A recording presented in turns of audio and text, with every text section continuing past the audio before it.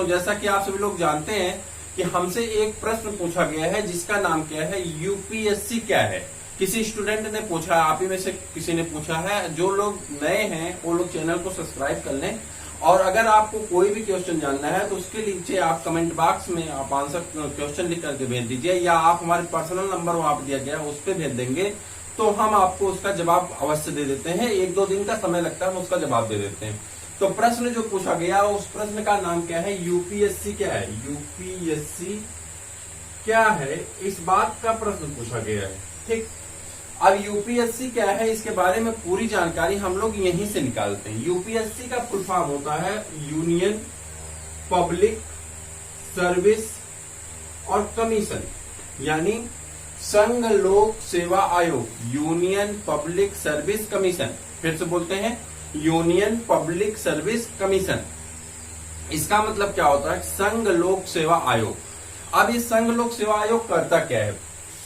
संघ लोक सेवा आयोग की जो हेडक्वार्टर है, इसका जो हेडक्वार्टर है, हेडक्वार्टर कहाँ पे है, इसका हेडक्वार्टर इसका दिल्ली में। कहाँ पे है, दिल्ली में। इसका हेडक्वार्टर कहाँ पे है, दिल्ली में। अब इसके बारे में पूरा डिटेल निकालते हैं। यूपीएससी का काम होता है, यूपीएससी पूरे भारत में ग्रेड ए और ग्रेड बी का पेपर कराता है। ग्रेड ए और ग्रेड बी का क्या करता है, पेपर करवाता है। ग्रेड ए और ग्रेड बी का क्या करता है, पेपर करवाता है। यूपीएससी एक संस्था है, ना कि कोई जॉब है। यूपीएससी कोई जॉब नहीं बल्कि एक संस्था है जो रिक्वायरमेंट एजेंसी जो होती है सरकार की, उसका पेपर कराती है। ग्रेड ए और ग्रेड बी का पेपर कराने का पूरा जिम्मेदारी किसको दी जाती है, यूपीएससी को दी जाती है। हालांकि ग्रेड बी की कई पेपर एसएससी और जो है अलग संस्थानों द्वारा भी करवाए जाते हैं, मगर मेन जो है ग्रेड ए की सर्विस वो सभी कौन करवाता है, उसका पेपर कौन करवाता है, उसका पैटर्न कौन निश्चित करता है, वो करवाया जाता है यूपीएससी के द्वारा। यहां तक आई होप कि आपको क्लियर हो गया होगा। अब बात रखते हैं कि यूपीएससी काम कैसे करती है। यूपीएससी काम करती है कि हर साल यूपीएससी अलग अलग पेपर को कंडक्ट कराती है, और जो वैकेंसियां खाली होती हैं उन वैकेंसियों को भरने का काम यूपीएससी के जिम्मेदारी पे होता है। और हर साल उसका फॉर्म आता है, फॉर्म फिलअप होता है, एग्जाम करवाती है, जो भी उसका प्रारूप होता है उस प्रारूप को डन करता है, और लास्ट में आपका सिलेक्शन होता है, जो देश की नंबर 1 सर्विस के रूप में आप काम करते हैं। अब इसमें समझते हैं कि एक पेपर किसका किसका करवाती है। यूपीएससी जो पेपर करवाती है वो आपने सुना होगा आईएएस, आईएफएस, आईआरएस, सॉरी यहां आप देखिए आईपीएस कर लीजिए, आईपीएस, ईएसई, इस प्रकार से, और सीडीएस, एनडीए एक्सेट्रा, और भी बहुत सारे पेपर कराते हैं। मान लीजिए इतने की हम लोग चर्चा कर लेते। यूपीएससी द्वारा जो सबसे मेन पेपर कराया जाता है उस पेपर के बारे में आपको पहले से पता है कि यूपीएससी जो पास करता है वो व्यक्ति डीएम बनता है, यानी आईईएस बनता है, Indian administrative service. Indian administrative service, भारतीय अखिल सेवा, नाम क्या है, इंडियन एडमिनिस्ट्रेटिव सर्विस, भारतीय अखिल सेवा। Indian IPS, Indian police service, भारतीय पुलिस सेवा। आईएफएस, इंडियन फॉरेन सर्विस, भारतीय विदेश सेवा, जो विदेश सचिव बनते हैं। IRS, Indian railway service. ECS, engineering का पेपर होता है इंजीनियर के लिए। सीडीएस, ठीक, common defence academy, NDA, national defence academy. अब इसमें बात आती है कि एनडीए को छोड़ करके एनडीए 10+2 यानी 12 के लेवल पे होता है, बाकी सभी जो पेपर होते हैं वो ग्रेजुएशन लेवल पे होते हैं। किस पे होते हैं, ग्रेजुएशन लेवल पे। यानी इन पेपर में सम्मिलित होने के लिए आपको किसी भी सब्जेक्ट में, सीडीएस को छोड़ करके, एक सेकंड रुकिए, इसको भी निकाल देते हैं। इन पेपर में सम्मिलित होने के लिए आपको किसी भी सब्जेक्ट से, चाहे वो आर्ट डिवीजन का कोई सब्जेक्ट हो, चाहे साइंस डिवीजन का कोई सब्जेक्ट हो, चाहे कॉमर्स डिवीजन का कोई सब्जेक्ट हो, एग्रीकल्चर हो आपका, किसी भी सब्जेक्ट से, आप आईआईटी किए हो, आप बीटेक किए हो, आप एमटेक किए हो, आप कंप्यूटर साइंस से पढ़े हो, आप किसी भी सब्जेक्ट से ग्रेजुएशन होना कंपलसरी है। योग्यता क्या है? ग्रेजुएशन होना यानी स्नातक होना कंपलसरी, आपको स्नातक होना चाहिए। Indian IPS, IAS, IPS, IFS, IRS इत्यादि जो बहुत सारी और सर्विसेज होती हैं, उनके लिए आपको ग्रेजुएशन होना कंपलसरी है। हर साल इसका फॉर्म आता है। फॉर्म आने के बाद आप फॉर्म फिलअप करते हैं, जो उसका प्रारूप होता है, फॉर्म में सब कुछ भरा होता है। अब बात आती है हमको ये पद मिलते कैसे हैं। सबसे बड़ी बात यही खड़ी हुई, दो चीजें कि पद हमको कैसे मिलते हैं, पेपर किस तरह से होता है, सब कुछ बता रहे हैं। बस आप धैर्य बनाए रखिए, एक एक पॉइंट को हम पूरा बता देंगे, आपको कुछ छूटने वाला नहीं।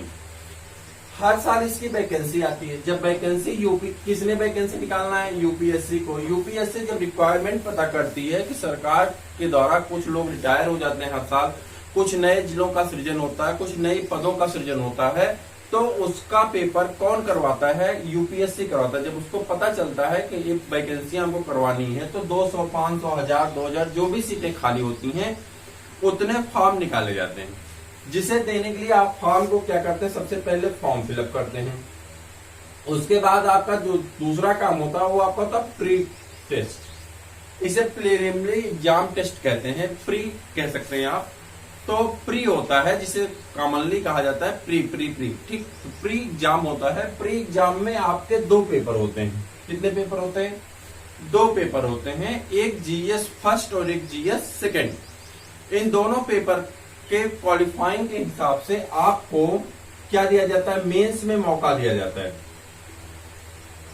जो बच्चे प्री पास होते हैं, ऊपर से कैटेगरी के अकॉर्डिंग कभी कभी 13% लोगों को सीट का, जैसे मान लीजिए 100 सीट है तो 1300 बच्चों को बुला लिया जाएगा मेंस देने के लिए।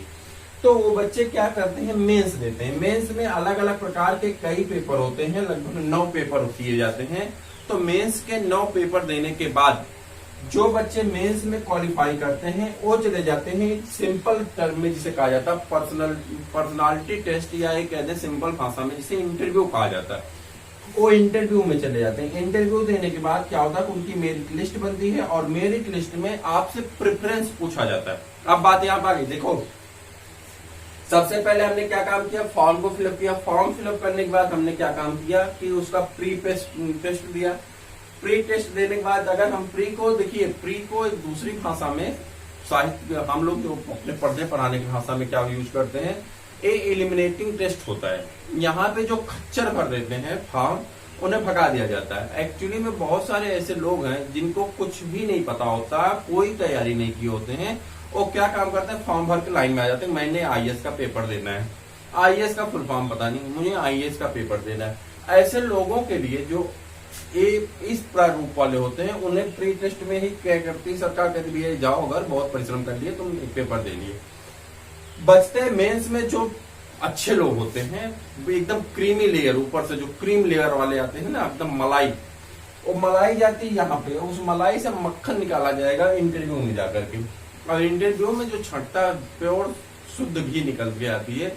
और वही लोग जो प्रेफरेंस देते हैं कि हमको आईएएस चाहिए। अगर आपका नंबर अच्छा आता है, मान लीजिए 100 नंबर है और 100 में आपने 70 नंबर पा लिया, सपोज करते हैं खाली 100 में आप 70 नंबर पा ली, और दूसरा बच्चा है जो 86 पाया, 85 पाया। अब ऐसी कंडीशन में आपने प्रेफरेंस दिया है, जो ये फर्स्ट ए वाला है और ये बी वाला है। क्लियर बात समझिएगा। ए ने प्रेफरेंस दिया कि मुझे आईएएस चाहिए, तो इसको नहीं मिलेगा, क्योंकि यहाँ पे 86 वाले ने भी प्रेफरेंस दिया है कि मुझे आईएएस चाहिए।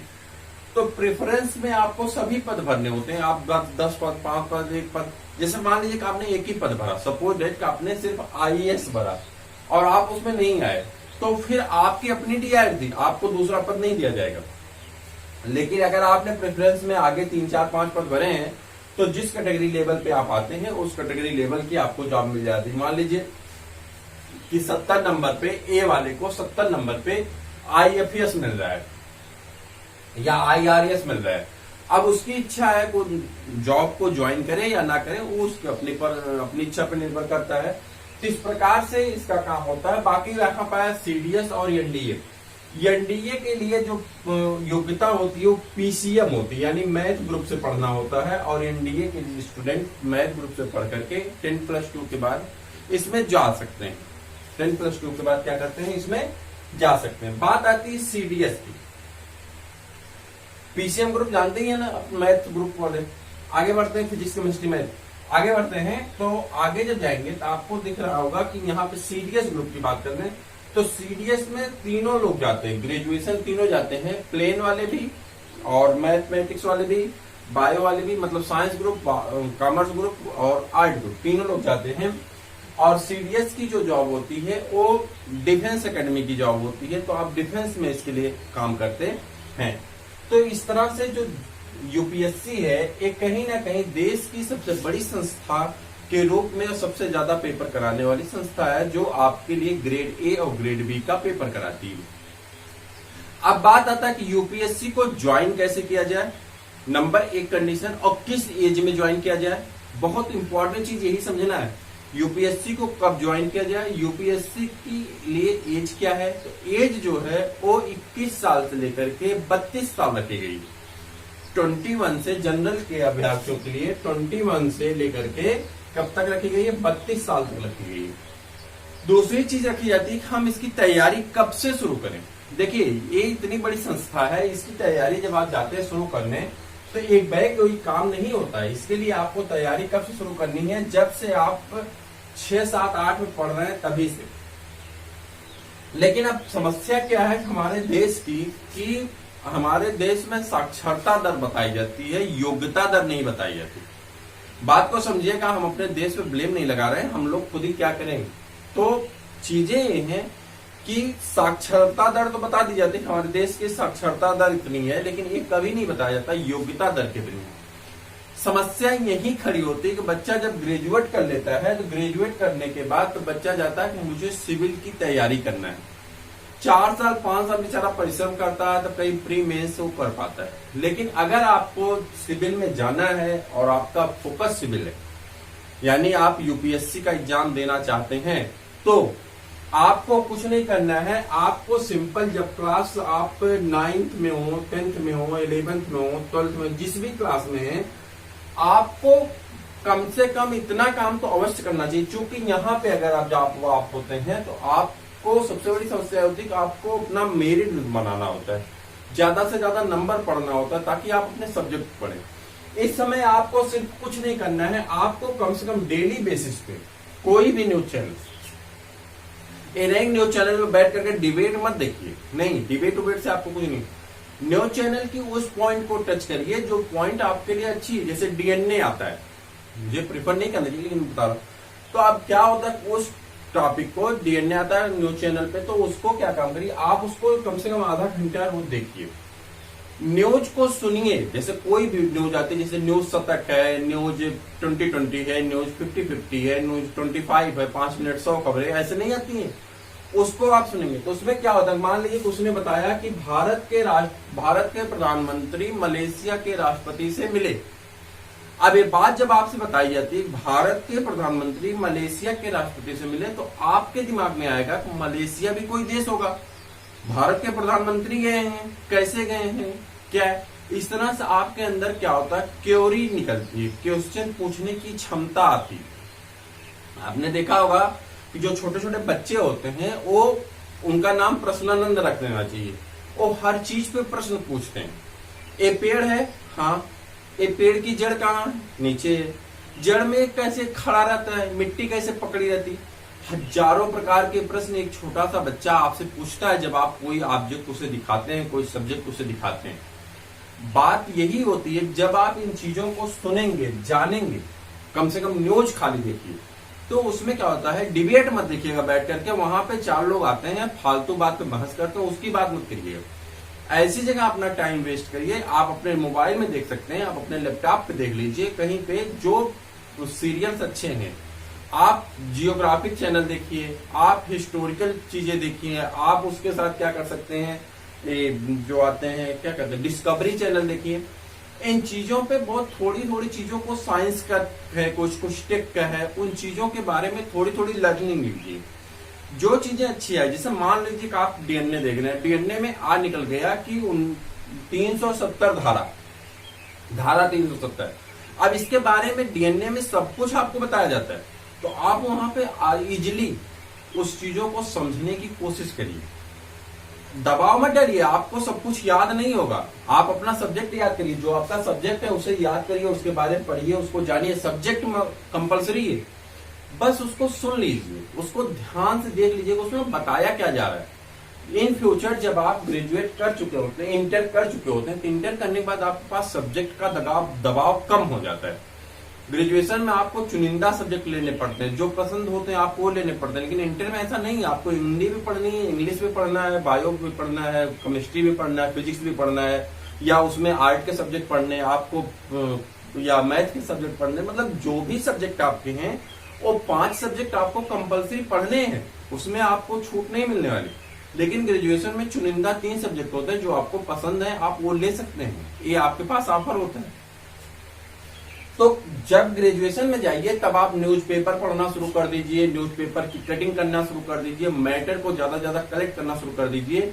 ऐसा करने से आप जब तैयारी के लिए जाते हैं, ये आपका फाउंडेशन होता है।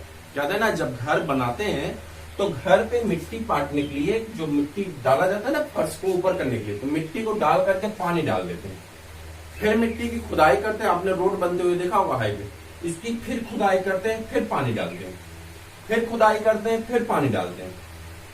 ऐसा क्या करते हैं? क्या वो मूर्ख है? नहीं, ऐसा इसलिए करते हैं मिट्टी की लेयर लेयर लेयर आपस में चिपक जाए, अच्छी से बैठ जाए। वही यहाँ पे भी होता है। जब आप चीजों को पढ़ना शुरू करेंगे तो आपके दिमाग में ये चीजें अपने आप आनी शुरू हो जाएंगी और आपको सब कुछ पता होगा। जैसे ही आप प्री देंगे आप डायरेक्ट मेंस में चले जाएंगे। कभी भी एक चीज और बताइए कि कई बार ऐसा कहा जाता है कि यह जो युग है, इस एरा को कहा जाता है नॉलेजेबल एरा है। मैं कहता हूं ये कंफ्यूज्ड एरा है, नॉलेजेबल एरा नहीं है, कंफ्यूज्ड एरा। जैसे मैं टॉपिक लेता हूं एक छोटी सी, कि यही मान लीजिए कि भारत क्या है, ठीक।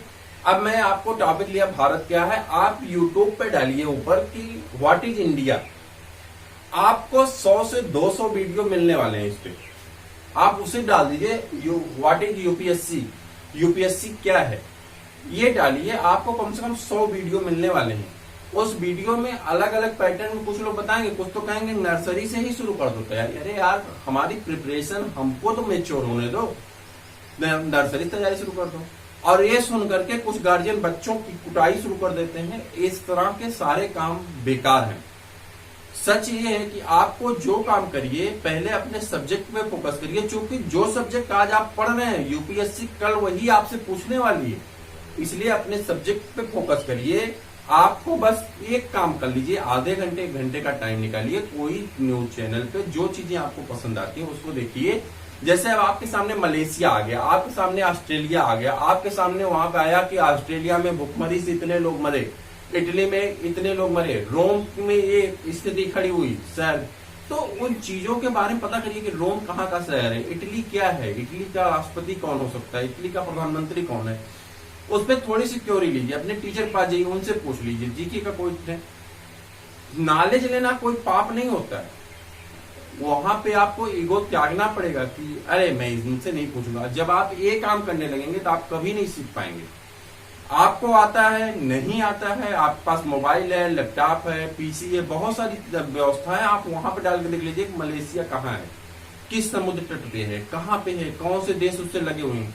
क्या होता है, इससे आपके अंदर जिज्ञासा बढ़ती। जब आप चीजों को सर्च करते हैं जिज्ञासा बढ़ती। लोड मत लीजिए कि अरे अब नहीं मिल रहा है क्या करें, तो लोड लेंगे कुछ नहीं कर पाएंगे। लोड छोड़ करके उसकी प्रिपरेशन तैयार करिए। आप जब 9th में पढ़ रहे हैं तब 8 तक निर्भीक होकर पढ़िए, मस्ती करिए, जीवन है यार, जी लोग काहे को परेशान। तो 8 तक खूब आनंद से जी, लेकिन 9th से थोड़ा थोड़ा सीरियस हो जाइए और ग्रेजुएशन में जाकर के पूरे सीरियस हो जाइए। मैं आपको भरोसा दिलाता हूं कि आप 24 ईयर तक जाते जाते देश की अखिल सेवा के हिस्से बन सकते हैं, जिसमें आपके साथ आईएएस, आईएफएस, आईपीएस कुछ भी जुड़ा हो सकता है। 24 एज में आप देश के सबसे युवा आईएएस बन के आ सकते हैं। 21 साल में भी बन सकते हैं, लेकिन उस समय आपका ग्रेजुएशन होता है, पोस्ट ग्रेजुएशन होता है, चूंकि सब्जेक्ट में आप फंसे होते हैं। लेकिन यहां तक जाते जाते 22-23 साल जाते जाते प्री मेंस होते होते 1 साल 1.5 साल लग जाते हैं। तो आप यहां जाते जाते बड़े आराम से 24 साल तक अगर आपने ये काम किया है इजिली, मस्ती से 2 घंटे 1 घंटे पढ़ करके मस्ती से, लास्ट में ग्रेजुएशन करने के बाद आप 8 घंटे 10 घंटे दे दीजिए, इजिली आराम से आप क्या बन सकते हैं, IAS बन सकते हैं। तो मुझे उम्मीद है कि चीजें आपको समझ में आई होंगी। कंफ्यूजन मत क्रिएट करिए, आराम से आप पढ़िए, प्रसन्न होकर के पढ़िए, अपने काम को इजिली करिए, कोई दिक्कत नहीं, कोई भी परेशानी नहीं है। आपको दुनिया की कोई ऐसी सर्विस नहीं है जो आप नहीं पा सकते हैं या कोई भी नहीं पा सकता है। हर एक व्यक्ति हर एक काम कर सकता है, बस उसके साथ एक शक्ति जुड़ी हुई है। उस शक्ति के बारे में हम आपको जल्द बताने वाले हैं। वो कौन सी है? Will power.